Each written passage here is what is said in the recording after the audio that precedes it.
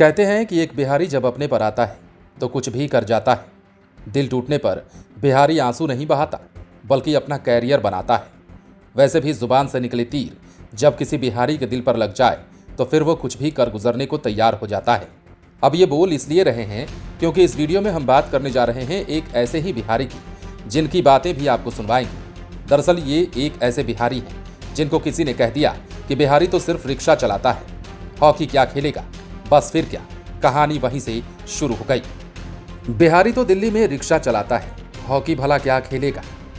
बिहार के एक army man के बेटे को दिल्ली में मिला ये ताना इतना चुभ गया कि वो देश के लिए तो खेला ही, अमेरिका के पुरुष हॉकी टीम का कोच भी बन गया। हम बात कर रहे हैं अमेरिका के पुरुष हॉकी टीम के कोच हरेंद्र सिंह की। वे बिहार के छपरा जिले से रहने वाले हैं। इन दिनों बिहार के खेल को बढ़ावा देने के लिए अपने गांव आए हुए हैं। हॉकी को लेकर उन्होंने जो खुलासे किए वो आप सुनेंगे तो हैरान रह जाएंगे। अब सबसे पहले हरेंद्र की बातों को सुनवाते हैं, उसके बाद हम विस्तार से चर्चा करेंगे।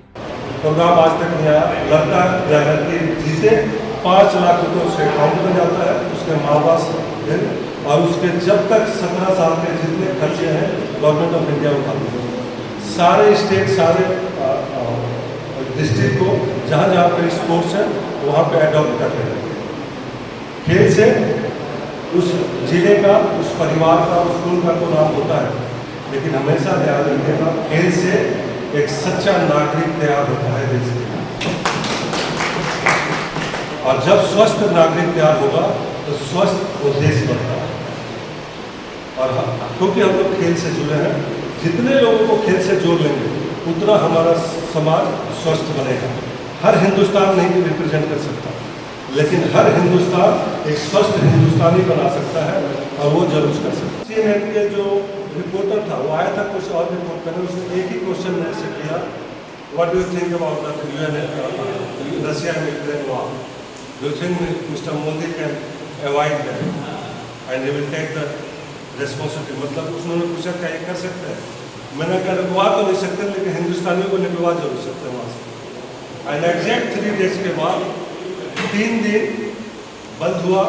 युद्ध आज तक कभी जिंदगी में चाहिए आप इतिहास पढ़िए, कभी बंद हुआ इस हिंदुस्तान में उसको बंद करा, हिंदुस्तान के नागरिकों को निकाला गया, फिर स्टार्ट। दरअसल हरेंद्र बताते हैं कि एक बार मेरे पिताजी का ट्रांसफर हजारीबाग हुआ।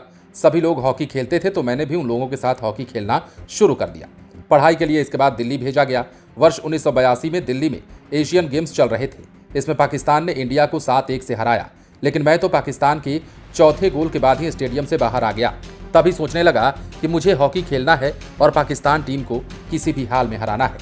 आगे कहते हैं कि दिल्ली में जब मैं स्कूल में था तो एक घटना हो गई।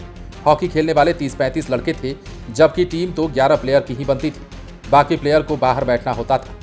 टीम चुनने के लिए एक टोटका होता था, लाइन के बाहर जिसका स्टिक गिरता उसे बाहर बैठना पड़ता।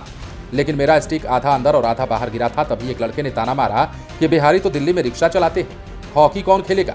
ये बात हरेंद्र को इतनी चुभ गई कि उन्होंने हॉकी को ही अपना करियर बना लिया।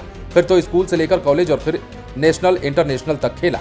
फ्रांस से खेला, कई गोल्ड मेडल जीता, इंडियन एयरलाइंस में जॉब मिल गई, द्रोणाचार्य अवार्ड भी मिला। अब तो अमेरिका में हॉकी भी सिखाते हैं, लेकिन दिल तो फिर भी बिहार की प्रतिभाओं को निखारने का ही करता है। इसलिए यहाँ से इसे बढ़ावा देने का प्रयास लगातार कर रहे हैं। बने रहें लाइव सिटीज के साथ।